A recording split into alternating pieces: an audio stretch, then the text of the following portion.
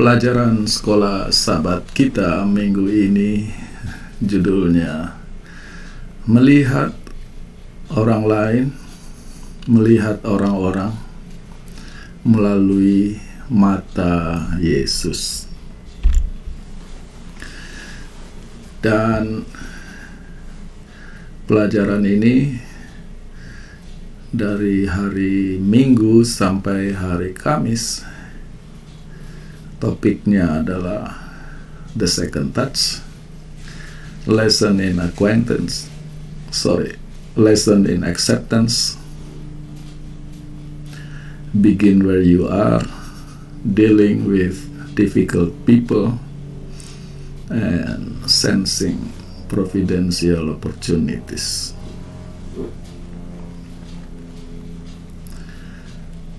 The Second Touch, saya kurang pasti terjemahan dalam buku sekolah sahabat bahasa Indonesia apa, tetapi di dalam atau di bawah topik ini ditunjukkan bahwa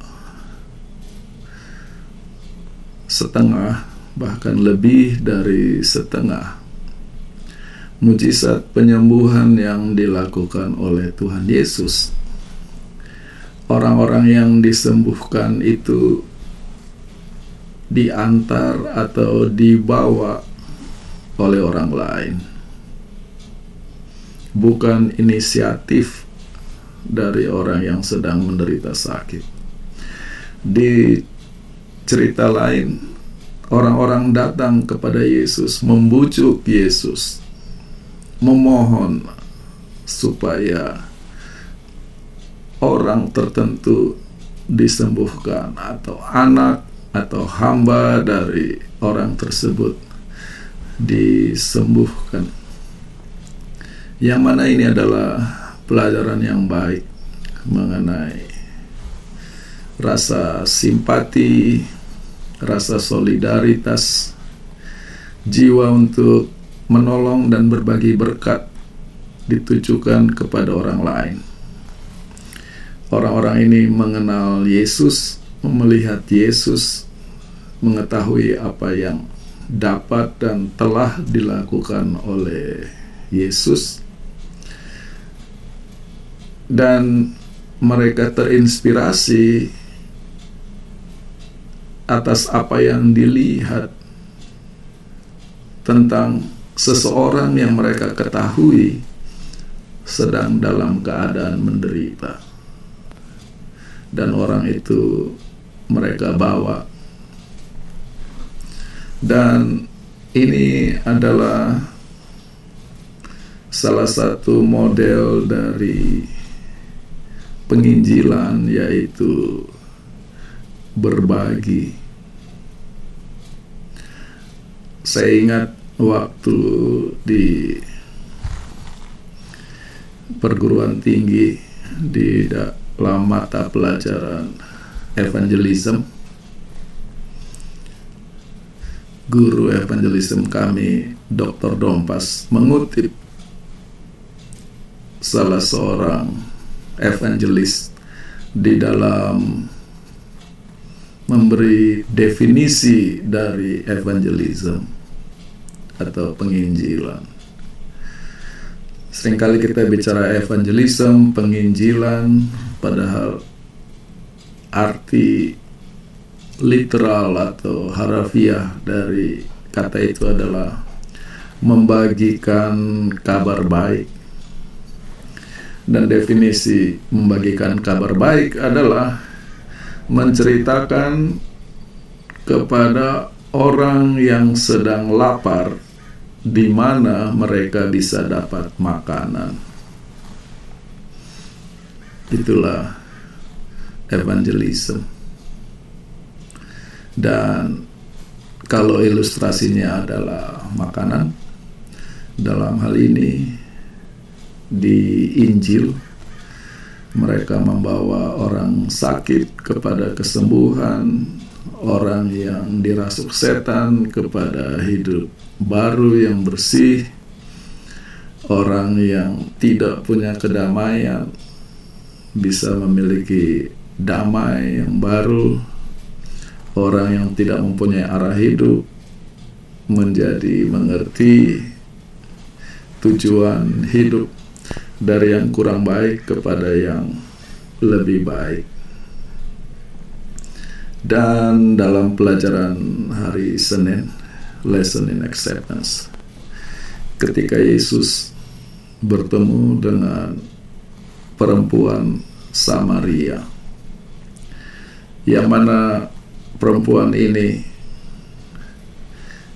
dengan kehidupan masa lalunya dan masa kini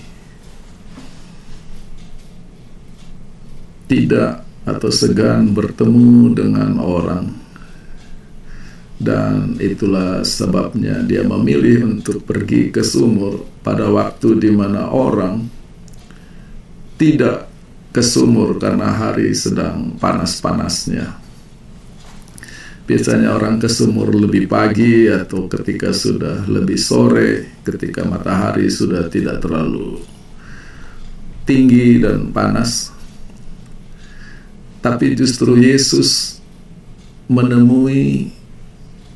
mengambil inisiatif untuk berbicara kepada perempuan yang merasa tidak diterima oleh lingkungannya, atau memang lingkungannya tidak menerima dia atau memandang dia dengan sinis dan mempersalahkan.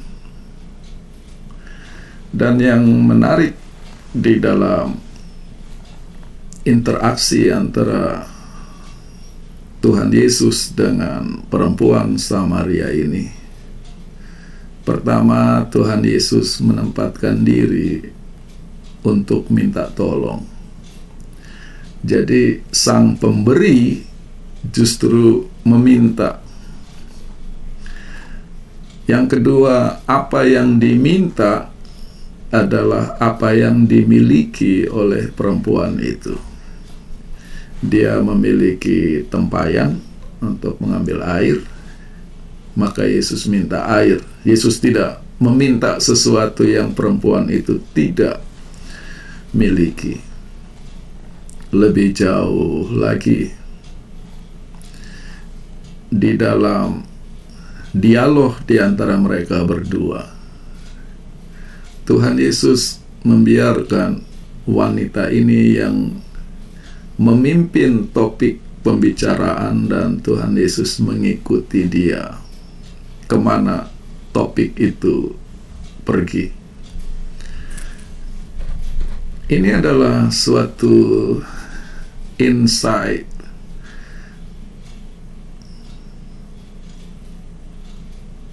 saya tidak tahu bahasa Indonesianya apa. Satu petunjuk yang sangat baik, yaitu bagaimana menginjil dengan menempatkan diri di bawah daripada orang yang diinjili. Karena sangat mudah di dalam melakukan penginjilan. Saya tahu, kamu tidak tahu. Saya punya kebenaran, kamu tidak punya kebenaran. Saya selamat, kamu tidak selamat. Dan menempatkan diri kita minimal secara mental di atas dari yang sedang diinjili. Dan pendekatan seperti ini akan sukar kalau kita berhadapan dengan orang yang status ekonomi, sosial di atas kita, karena kita maunya di atas. Dan menginjil dengan cara merendahkan hati dan menempatkan diri di bawah dari yang diinjili. Ini adalah insight yang baik untuk dipikirkan. Lalu topiknya pindah pada hari Selasa. Begin where you are.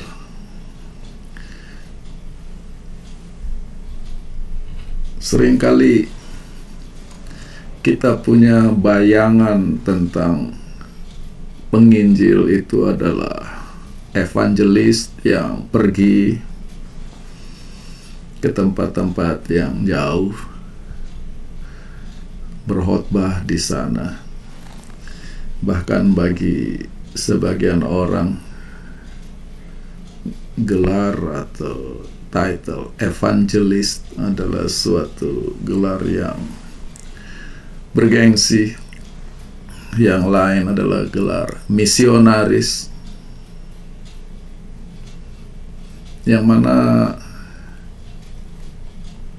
jauh lebih nyaman, lebih comfortable kita berkhotbah kepada orang yang tidak kenal kita di negeri yang jauh. Tapi jauh lebih sukar untuk menjadi juru kabar baik kepada orang yang mengenal kita, siapa kita sehari-hari. Begin where you are. Panggilan atau nasihat untuk otentik, bahwa apa yang kita bagikan memang terlihat di dalam hidup kita, dan itu meluas dari Yerusalem, Yudea, Samaria, ujung bumi. Jauh lebih mudah untuk melompat ke ujung bumi dan menjadi penceramah di sana daripada di Yerusalem, daripada di dalam rumah sendiri, dealing with difficult people. Dan ini adalah bagian yang tidak terpisahkan. Seringkali terjebak oleh bacaan mision, bahwa yang namanya menginjil otomatis dikaitkan dengan sukses. Saya menginjil, orang itu menerima. Kalau orang itu tidak menerima, yang jadi masalah adalah orang tersebut. Yang mana boleh jadi dalam menginjil itu sangat banyak materi yang bisa kita bagikan. Materi yang mana yang kita bagikan, apakah cocok dengan keperluan orang tersebut, cocok dengan alam pikiran orang tersebut, kita sesuaikan atau tidak. Jadi seringkali difficult people, problemnya mungkin lebih di saya sebagai pembagi daripada para penerima pekabaran. Jadi kita perlu banyak introspeksi, evaluasi.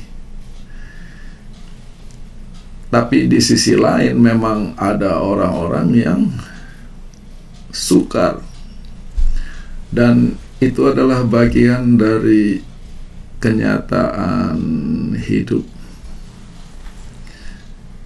Dan bahwa orang itu sukar tidak berarti bahwa orang itu tidak memiliki pengharapan. Kita semua lahir di dalam lingkungan yang spesifik.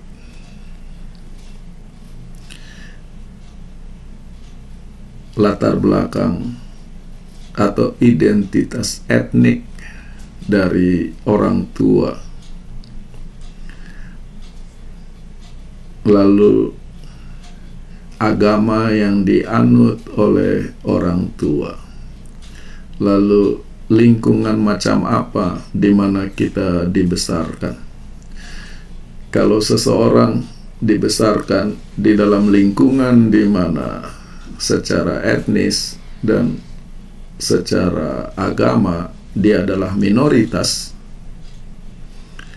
cara dia memandang hidup berbeda dengan orang yang hidup dan dibesarkan. Terbalik, orang yang dibesarkan dan hidup di dalam lingkungan di mana secara etnis, bahasa, budaya dia dalam posisi mayoritas, agama yang dianut adalah mayoritas, segala sesuatu jauh lebih mudah. Nah, dua-dua mempunyai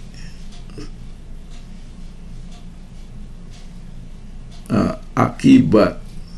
Kata akibat di sini efek mungkin lebih baik, secara positif dalam arti yang minoritas itu selalu bergumul untuk mempertahankan identitasnya. Maka ketika diperkenalkan kepada apa yang disebut misalkan Injil, dia akan berpikir, sejauh ini saya perjuangkan mati-matian, apakah ini salah? Apakah saya harus membuangnya? Kalau memang saya harus meninggalkannya, apakah ini adalah saya dalam keadaan menyerah? Karena selama ini hidupnya adalah perjuangan sebagai minoritas untuk mempertahankan identitas. Sedangkan bagi yang mayoritas, pertanyaannya, kalau memang saya salah, kenapa semua orang seperti saya?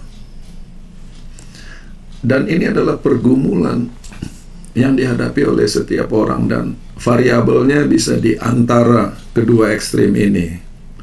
Ekstrim satu adalah minoritas, ekstrim yang lain adalah mayoritas, dan variabel di dalamnya.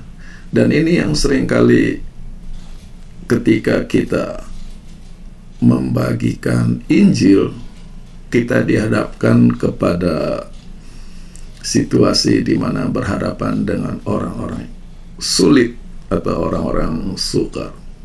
Di sisi lain, seperti tadi saya katakan, kita terbiasa hanya selalu mendengar laporan tentang sukses story, yang mana sebetulnya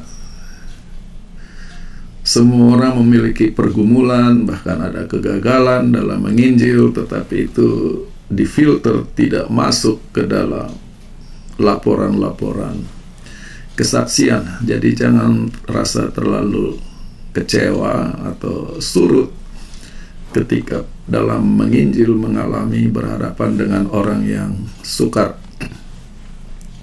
Jadi kesukaran itu, kembali saya ulangi, bisa oleh karena pilihan materi yang saya sampaikan, cara penyampaian. Jadi itu dari sisi sang penginjil. Lalu yang kedua tadi, latar belakang sang penerima. Dia mempunyai riwayat hidup tersendiri yang membentuk dia menjadi orang yang selama ini sudah berhasil menjalani hidup, mempertahankan identitas, dan dia mengalami pergumulan ketika harus berpindah kepada sesuatu yang baru yang ditawarkan. Yang berikutnya adalah, dan ini merupakan gabungan antara lesson in acceptance and dealing with difficult people, yaitu sensing providential opportunities. Jadi jeli atau cukup rendah hati untuk pergi ke tempat-tempat yang masih belum digarap. Jauh lebih mudah kalau kita datang ke tempat yang sudah mempunyai pendengar, audiens, dan siap untuk menerima karena sudah dipersiapkan oleh orang lain, daripada membuka ladang baru. Dan dalam cerita ini, inilah yang dilakukan oleh Paulus. Panggilan ke Eropa. Selama ini pekabaran Injil fokusnya adalah di Asia, dan ketika Paulus menyeberang ke Makedonia, itulah awal ketika Injil memasuki wilayah Eropa. Filipus mengalami sukses besar di Samaria, Yerusalem, Yudea, Samaria. Tiba-tiba oleh Roh Kudus diperintahkan untuk pergi ke jalan di padang gurun, yang mana itu meninggalkan tempat yang subur, tempat sukses, kepada tempat kering. Tapi di sana dia bertemu dengan bendahara, menteri keuangan dari Ratu Ethiopia. Minimal di tempat kering dia bertemu dengan orang hebat. Yang kita alami seringkali adalah pergi ke padang belantara dan bertemu dengan orang biasa-biasa. Tapi itu adalah bagian dari menginjil. Dan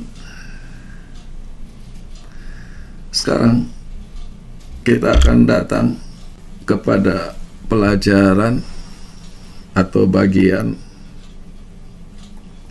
hari Jumat. Di hari Jumat ada 4 pertanyaan untuk didiskusikan. Dan saya ingin membawa perhatian kita kepada pertanyaan yang terakhir, pertanyaan yang keempat. Apakah yang harus kita lakukan terhadap ayat seperti Matius 7 ayat 6? Janganlah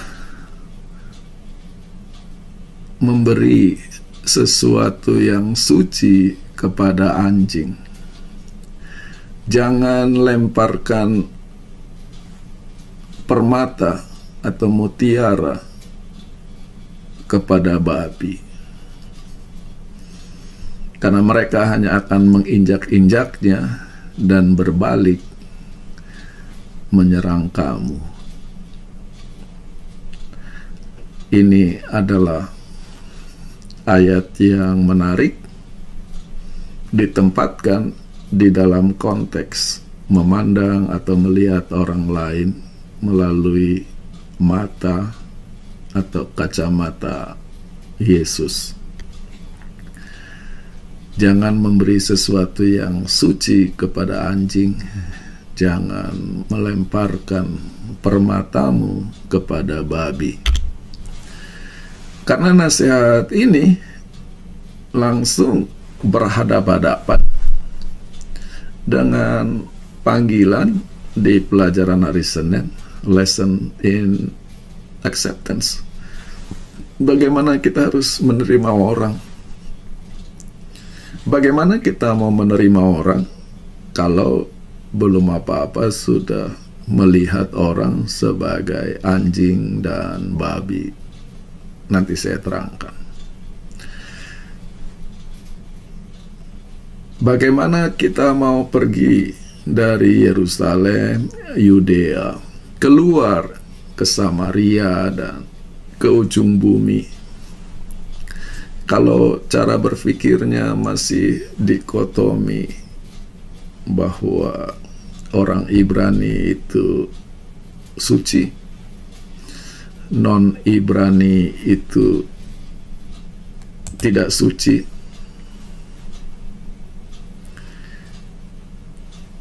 Bagaimana kita mau pergi ke ujung-ujung dunia sementara dalam pikiran kita sudah ada pembagian kelas seperti ini? Bagaimana kita akan tekun dan sabar di dalam menghadapi difficult people, orang-orang yang sulit? Kalau baru lihat orangnya saja kita sudah punya pikiran. Dua grup, yang suci dan yang najis. Jadi itulah sebabnya ayat ini saya rasa penting untuk dibahas. Bagaimana memandang atau membaca nasihat di Matius 7 ayat 6 di dalam konteks penginjilan ini. Di Alkitab berulang kali manusia itu disebut atau diberi label sebagai anjing, dan itu adalah cara untuk merendahkan orang lain. Yang paling terkenal tentu saja ketika Daud berhadap-hadapan dengan Goliat. Goliat adalah pendekar hebat, dan dia menantang untuk bertarung melawan pendekar Israel, yang mana seperti kita ketahui dengan sangat baik, untuk 40 hari lamanya, atau 39 hari mungkin, tidak ada dari antara pasukan Israel yang berani maju. Dan pada hari ke-40 Daud maju, dan Goliat sangat kecewa karena yang maju tidak mengenakan pakaian standar gladiator. Yang maju adalah seorang yang wajahnya masih sangat muda, menunjukkan belum punya jam terbang. Maka di dalam rasa marah dan tersinggungnya dia berkata, "Apakah aku ini dianggap anjing?" Lalu dia mengutuk Daud karena dia sangat marah bahwa pertarungan yang dia bayangkan adalah pertarungan hebat, ternyata dihadapkan kepada anak kecil tanpa persiapan, tanpa perlengkapan. Yang mana itu justru menjadi dinamika yang menarik dalam cerita. Justru Goliat yang tersinggung karena dia merasa terlalu hebat, justru adalah Goliat yang kalah. Tapi poinnya, manusia dan anjing. Ketika Daud naik menjadi raja, ada keturunan Saul, dan ini adalah cucu Saul dari Yonatan. Dan dia melihat orang ini namanya Mephiboset, bahwa sebagai keturunan Saul, dalam logika politik normal, dia akan dianggap ancaman oleh dinasti yang baru. Tetapi ketika justru Daud berjanji mengembalikan semua tanah milik dari Saul kakeknya kepada Mephiboset, berjanji bahwa nafkahnya akan dijamin, bahkan dia akan makan dari makanan yang sama yang dimakan oleh Raja Daud. Merasa dirinya tidak layak, Mefiboset sujud dan berkata, "Siapakah hambamu ini, bahwa engkau, Raja, harus memberi perhatian kepada anjing mati seperti saya?" Menunjukkan ketidaklayakan. Ketika Daud dikudeta oleh anaknya sendiri, Absalom, dan Daud harus menyelamatkan diri, keluar dari Yerusalem, mengungsi. Ada keturunan Saul yang lain sangat gembira dan mengutuki Daud, bahwa karena Daud sudah merampas tampuk kekuasaan dari keluarga Saul, maka sekarang dia sedang dikutuk karena anaknya sendiri merebut kekuasaan daripadanya. Dan sementara Simei terus-menerus mengutuki Daud, salah seorang pengawal Daud, Abisai, tidak sabar dan mengatakan kepada raja, "Mengapa anjing mati ini mengutuki tuanku raja?" Jadi dari sini ayat di Matius 7 ayat 6 menggambarkan manusia diberi metafora sebagai anjing untuk degrading, untuk merendahkan, untuk menurunkan derajat kemanusiaan mereka. Di 2 Petrus 2 ayat 21 dan 22, Petrus mengambil ilustrasi bahwa orang yang pernah mengenal kebenaran lalu berbalik meninggalkan kebenaran itu, menggenapi peribahasa yang umum yang digunakan di antara orang Ibrani, seperti, dan ini sangat menjijikkan, seperti anjing setelah muntah memakan kembali muntahnya, seperti babi yang habis dimandikan kembali lagi berguling-guling di kubangan.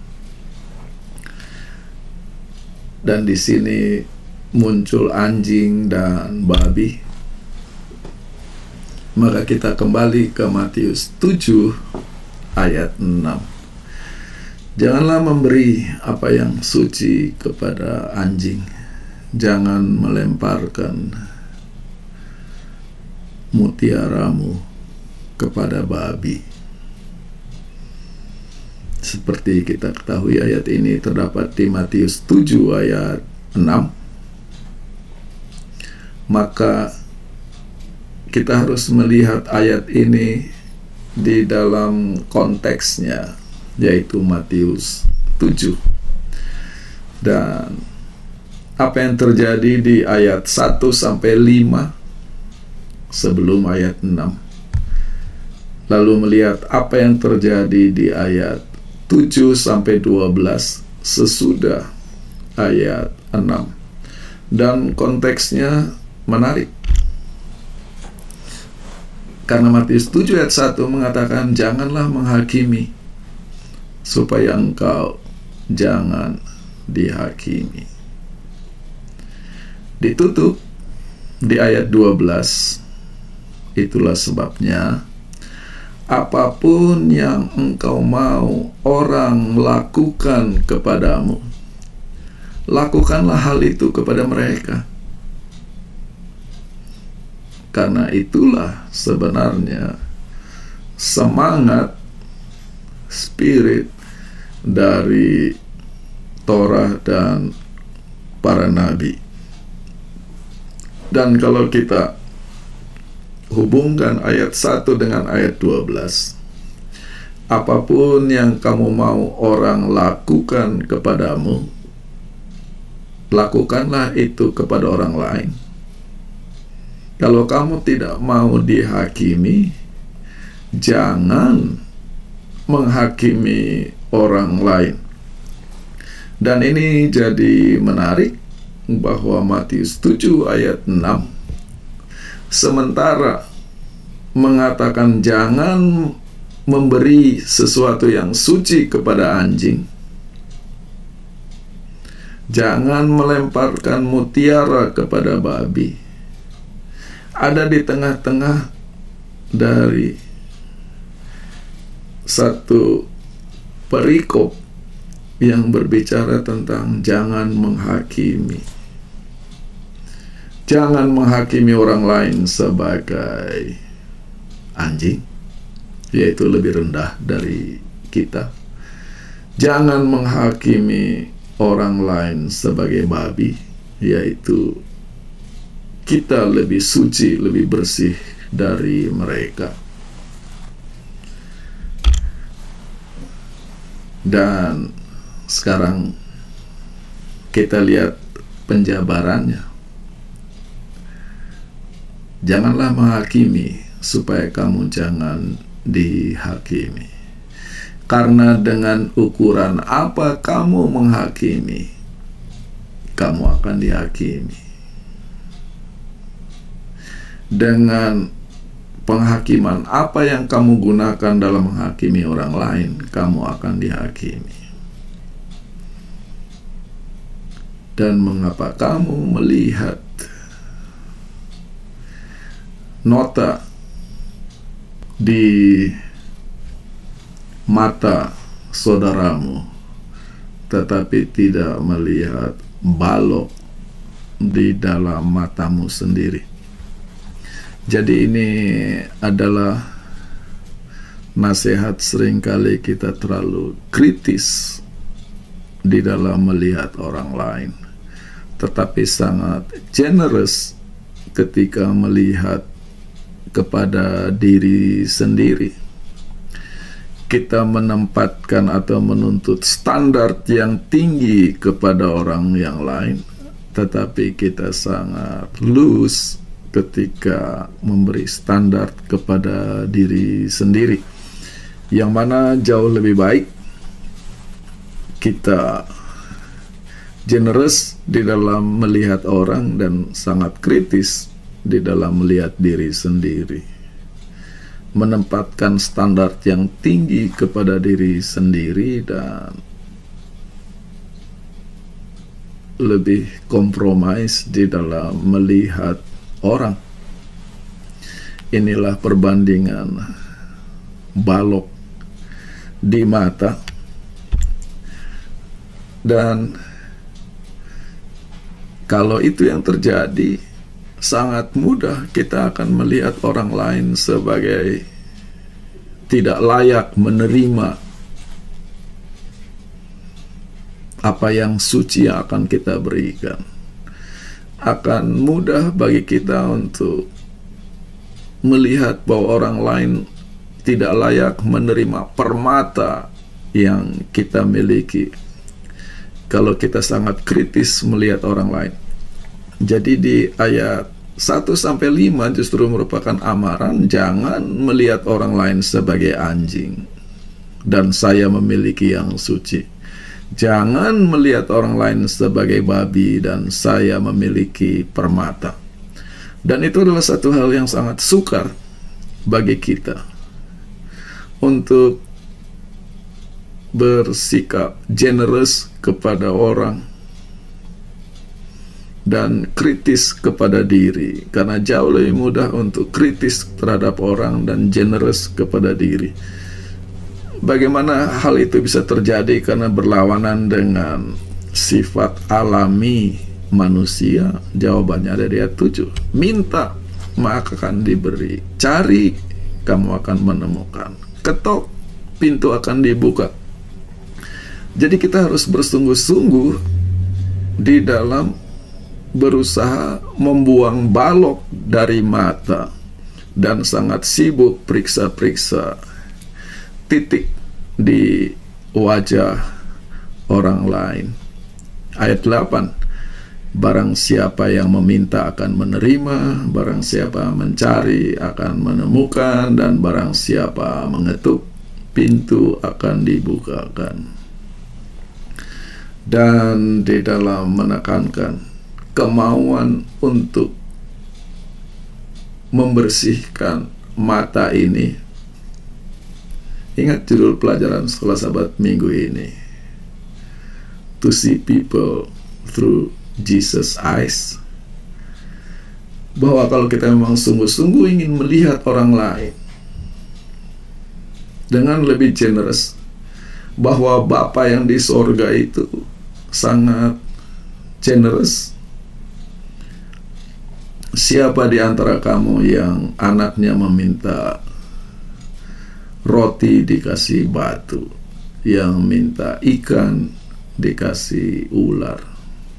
Kalau kamu yang merupakan manusia dengan standar kebaikan yang terbatas, if you then being evil know how to give good gifts, how much more, jauh lebih murah hati ayahmu, Bapamu di sorga, memberi hal-hal yang baik kepada mereka yang meminta. Jadi dalam konteks ini, yang diminta adalah problem di ayat 1-5 itu, menghakimi orang, hyperkritikal terhadap orang, hyperly generous kepada diri sendiri. Maka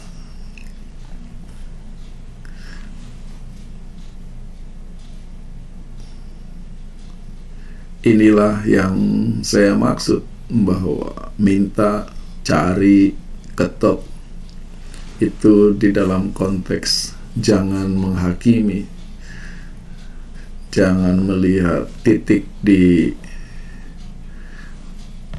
mata saudaramu. Jadi karena matanya ada titik, jadi penglihatannya kabur, padahal mata kita tertutup balok, tidak bisa melihat sama sekali. Pembersihan mata.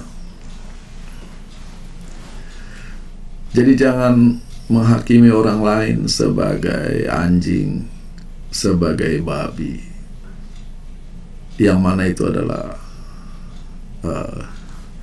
metafora untuk menggambarkan atau memandang orang lain lebih rendah dari kita, lebih tidak layak untuk kebenaran dari kita. Itu salah satu cara membaca.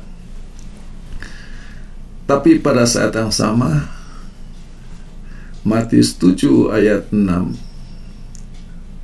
juga berbicara tentang hal yang lain yang sama pentingnya. Kalau kita lihat ayatnya mengatakan, do not give what is holy. Jangan memberi apa yang suci. Topiknya di sini adalah topik kesucian. The topic is holiness. Topiknya bukan right or wrong, truth or error. Topiknya bukan benar atau salah, kebenaran atau kesalahan. Maka kita harus generous dan tidak boleh menghakimi orang, membeda-bedakan orang di dalam membagikan apa yang benar, apa yang baik. Tapi di sisi lain, kebenaran itu menuntut respon positif dari yang menerima. Dan ini adalah berat. Kita senang pengetahuan, kita senang informasi. Dan bagi sebagian orang, semakin banyak pengetahuan, semakin merasa sebagai empowerment, ya, lebih dilengkapi, lebih kokoh, lebih kuat. Tetapi mengetahui kebenaran tidak cukup berhenti di sana. Apa respon kita terhadap kebenaran itu? Apa respon kita terhadap informasi yang kita terima itu? Tidak cukup kita hanya menguasai informasi. Dan seluruh Alkitab ceritanya adalah respon, berbagai respon. Respon yang berbeda-beda dari setiap orang kepada kebenaran, kepada Tuhan. Jadi sebagai juru kabar, sebagai penginjil, tugas kita membagikan kebenaran. Tapi di sisi lain, sang penerima dipanggil untuk datang kepada hidup suci. Hanya kalau, dan itu pun kita tidak bisa hakimi, orang itu tidak merespon secara positif informasi kebenaran dengan menjalani hidup yang lebih suci, maka kita tidak mengambil waktu lebih banyak untuk orang itu dan pergi kepada orang-orang lain yang lebih reseptif. Tapi di sisi lain, kembali kepada topik dealing with difficult people, kita seringkali kurang sabar. Sebagian orang memerlukan pergumulan yang lebih panjang dan lebih lama untuk merespons secara positif. Orang lain jauh lebih mudah dan lebih cepat untuk merespon. Jadi, apakah Matius 7 ayat 6 relevan dengan pelajaran sekolah Sabat minggu ini? Jawabannya sangat. Looking at people through Jesus' eyes. Bagaimana kita bisa melihat orang melalui kacamata Yesus kalau mata kita sendiri tertutup balok, dan di dalam mata yang diblok oleh balok kita sibuk mengurus titik-titik kecil di dalam mata orang lain. Dan inilah yang bisa saya bagikan untuk pelajaran sekolah Sabat minggu ini.